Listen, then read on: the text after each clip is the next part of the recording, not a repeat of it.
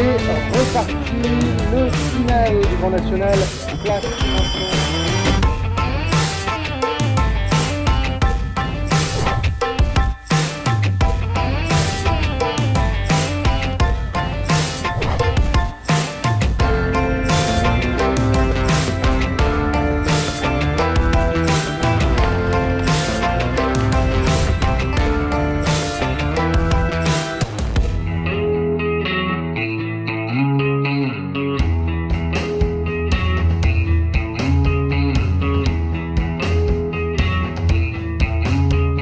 Pour la troisième année consécutive, l'étape de Compiègne voit double. L'équipe organisatrice, pilotée par Martin Péréal, Maxence Arme et Pierre Duranton, entourés d'amis jeunes bénévoles, ont encore relevé le défi de la double étape.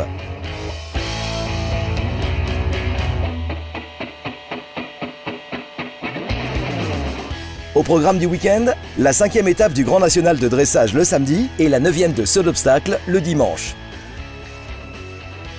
Dans ce nouveau numéro de Grand National, le MAG, nous reviendrons sur l'étape de saut d'obstacle remportée pour la 3e fois de suite par Nicolas Delmotte et Darmani. Le Focus Écurie est consacré à l'écurie CWD Master Distribution, composée d'Alix Rago et de Mélanie Cloarec. Aymeric Georges dans Rencontre avec, le portrait de cheval avec Aston du Haras des Baragues et le résumé de l'étape, c'est maintenant dans Grand National, le MAG.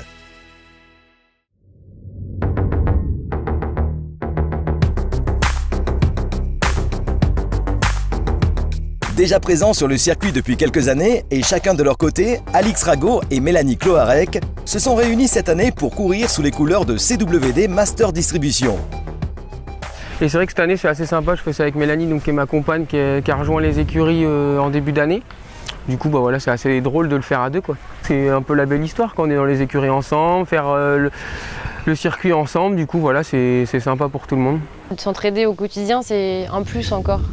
Parce qu'on s'aidait avant, enfin on s'entraidait quand on allait au concours chacun de son côté, mais d'être au quotidien ensemble c'est encore différent. On s'aide sur le travail quotidien des chevaux. On a des façons différentes de penser, on n'a pas la même équitation, donc chacun amène un peu les pièces, quoi. On est situé entre Chartres et Rambouillet, donc région parisienne dans l'Eure-et-Loire exactement. Et on a fait 25 box avec une grande carrière, un manège. Voilà, qui commence à être une très jolie écurie. Il reste encore pas mal de petits travaux à faire, mais bon, au fur et à mesure, ça se fait. Et puis après, on fait tout. On a quelques pensions simples, voilà, où les gens viennent monter, mais on n'en a vraiment pas beaucoup. Sinon, c'est exclusivement pension travail et puis valorisation, commercialisation. Et un petit peu d'élevage, comme ça, pour s'amuser. L'objectif premier, c'est de pérenniser la structure. On aimerait tous les deux voilà, réussir à obtenir la confiance de propriétaires et pour pouvoir continuer à faire évoluer notre écurie et puis pour pouvoir avoir de nouveaux chevaux, continuer à les faire évoluer, à les commercialiser, les valoriser et puis recommencer à chaque fois, c'est le but. Alix comptait cette année sur son étalon né à la maison, Thaïs de Pégase. Une blessure et le cavalier a dû revoir ses plans pour la saison. Au début d'année, j'avais fondé pas mal d'espoir sur Thaïs en me disant voilà, je vais essayer de faire la meilleure année pour vraiment faire le plus beau sport que je pouvais faire avec. Bon, malheureusement, il s'est blessé. Donc après, petite machine arrière, j'ai continué à préparer. J'avais un peu des 9 ans, les lancer un petit peu justement dans le circuit du Grand National à 1m50. Et donc j'ai un cheval que j'ai depuis quelques mois qui s'appelle Vargas Rouge, que j'avais déjà monté un peu fin d'année dernière. Et 9 ans par Manille Rouge, qui appartient à la famille Broll, qui n'avait pas trop de métier sur ces hauteurs-là, qui a déjà sauté une fois un Grand Prix 1m50 à Villers-Vicomte pour la première fois et qui est sans faute. C'est un très très bon cheval qui est là pour être vendu, donc voilà, qui continue un petit peu sa formation encore sur ces hauteurs-là. Quant à Mélanie, elle peut toujours compter sur Ondine Bellemanière. Sa jument va bien et lui permet de patienter avant de retrouver un piquet de chevaux plus étoffé après son changement de situation. Ondine elle a 16 ans aujourd'hui, elle est de mieux en mieux. Je dirais même qu'elle a une seconde jeunesse parce qu'à 16 ans, là cette année, elle a fait énormément de classements dans les Grands Prix et elle est toujours en forme. Donc voilà, le but c'est de la garder dans cette forme-là et si c'est possible, faire au moins encore une saison avec. Pour cette jument, je crois qu'elle est fantastique. Je crois que ça faisait des années qu'elle n'avait pas sauté aussi bien que cette année. Je crois que puis c'est un couple, parce que moi j'ai monté un parcours, c'était pas la même réussite qu'avec elle. Et non, c'est une super jument, elle donne tout, elle a encore prouvé vendredi, elle est encore sans faute là. Je crois qu'elle a enchaîné une dizaine de 100 fautes d'affilée là, donc non, c'est vraiment bien. Puis c'est une chance du coup parce que c'est ma jument, donc de pouvoir la garder parce que c'est pas évident non plus quand on a beaucoup de chevaux comme j'avais, parce que ma situation a un peu changé depuis le début d'année. Ma collaboration avec le Haras de Houlbec s'est terminée, j'avais pas mal de chevaux et voilà. Et d'en avoir plus qu'un, c'est difficile parce que du coup, faut se concentrer et être à fond dès le seul parcours de la journée que j'ai. Donc du coup, voilà. J'ai pas d'autres chevaux avant pour me dire bon, ok, j'ai loupé, mais j'ai encore le Grand Prix derrière. Là, c'est directement le Grand Prix et il faut pas se louper. C'est donc vers le Grand National et plus précisément vers le Grand Indoor que le reste de la saison des deux cavaliers va se tourner. Thaïs qui revient, j'espère fin d'année pouvoir sauter les beaux indoor en Grand National. Je vais essayer d'en faire un petit peu, en tout cas Mélanie Sûr va en faire. Moi, si j'ai pas encore les chevaux tout à fait prêts, j'irai avec elle pour sauter les petits grands prix, continuer à les préparer. Et puis quand j'en aurai un de prêt, je ferai les grands prix.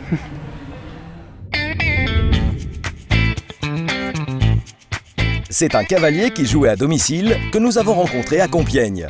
Aymeric Georges fait le point sur sa saison 2018. J'ai la chance d'avoir maintenant 2 chevaux, donc Rocker Dizier avec lequel j'ai fait mes premières combinaisons, donc c'est à ce moment-là que j'ai connu Philippe. Puis il y a Chopin des Hayet qui est arrivé derrière là, et donc il est dans sa 2e saison de haut niveau, ce qui m'a donné accès à des beaux concours. J'ai fait 4-5 étoiles l'année dernière, je me suis un peu rapproché de l'équipe de France et donc de nouveaux objectifs. Compiègne, bon, ça tombait sous le sens parce que déjà c'est à côté de la maison. Enfin, je suis licencié à Compiègne, donc c'était déjà pour moi c'est important d'être là. Et puis aussi parce que c'est un magnifique terrain en herbe et que ça permet dans la continuité de préparer au mieux le CSIO de Riron. Et après, on verra avec Philippe Garda justement comment on réoriente la suite. Ce niveau 5 étoiles, c'est vraiment une autre sphère. C'est un peu la dernière marche, mais c'est presque la plus haute. Il faut vraiment mettre toutes les chances de son côté et s'y consacrer à plein temps, mais aussi le faire de manière très professionnelle.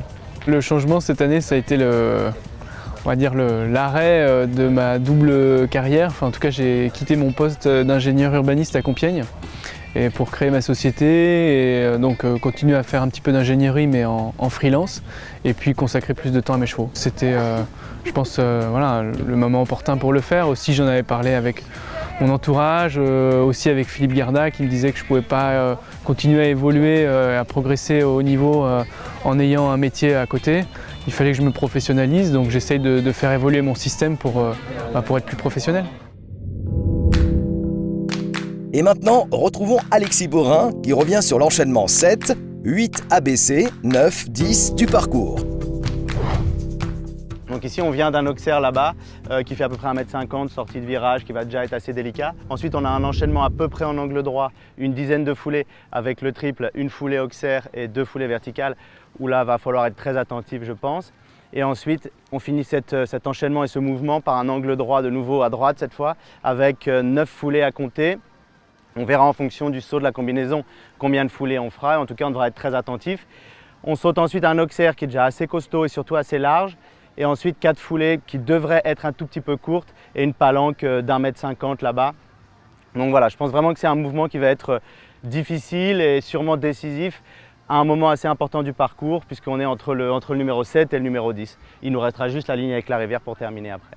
Bon, ici on a un bon Auxerre ici assez carré avec un visuel un peu spécial où les chevaux vont sûrement être un peu surpris par le visuel de cet Auxerre là. Et ensuite on compte les 4 foulées. Ici on a 4 foulées assez normales, normalement à compter. Après c'est plus en fonction de l'enchaînement, on va voir un peu où on en est, mais elles vont sûrement se transformer en 4 foulées un petit peu courtes. Et on sait qu'une palanque c'est toujours un petit peu fragile, là ici elle doit faire sans problème 1,50 m. Donc voilà, à mon avis c'est un enchaînement qui va être assez délicat dans le parcours.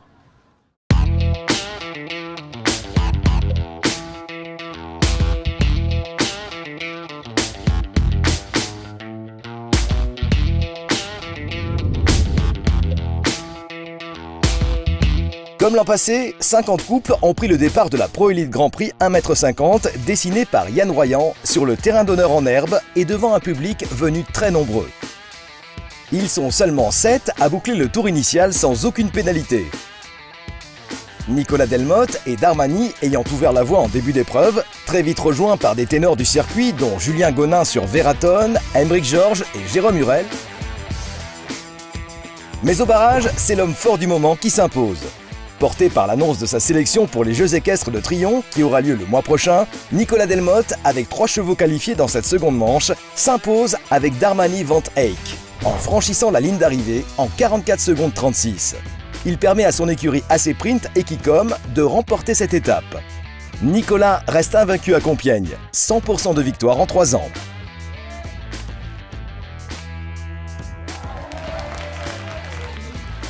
Moi je suis super content, c'est une piste que je connais par cœur. Pendant des années j'ai toujours fait pas mal de parcours de jeunes chevaux. Je trouve que c'est une piste vraiment fantastique, le cadre est vraiment magnifique et j'ai toujours eu une préférence quand même pour les pistes en herbe. J'ai la chance, c'est qu'aujourd'hui j'ai des bons propriétaires, j'ai des très bons chevaux. Quand on rentre le lundi aux écuries, on redémarre toujours à zéro. Le haut niveau, si on se relâche, ça se ressent sur les résultats et ça se ressent sur nos chevaux. Donc on est toujours obligé de rester humble et de toujours se remettre en cause. Le plus beau, ça serait une médaille à Tryon. Sur la deuxième marche, nous retrouvons un outsider du Grand Prix. Alexis Bourrin et Aléa de la marque ont réalisé au milieu de cette manche un très bon chrono de référence, mettant la pression sur les autres concurrents. En 45 secondes 36, l'écurie Free Jump monte sur la deuxième marche du podium.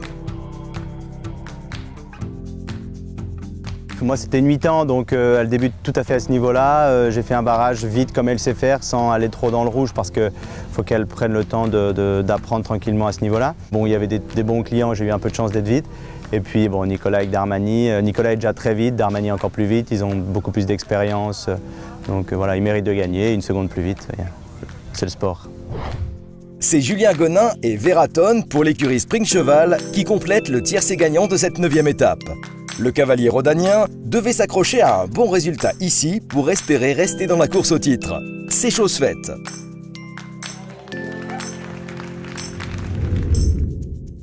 Au niveau comptable, les écarts se resserrent avant la dernière étape.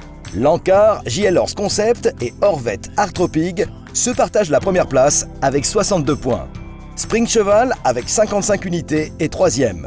Pro Confort Picardie Obstacle gagne une place et passe devant Euromat Planète Broderie.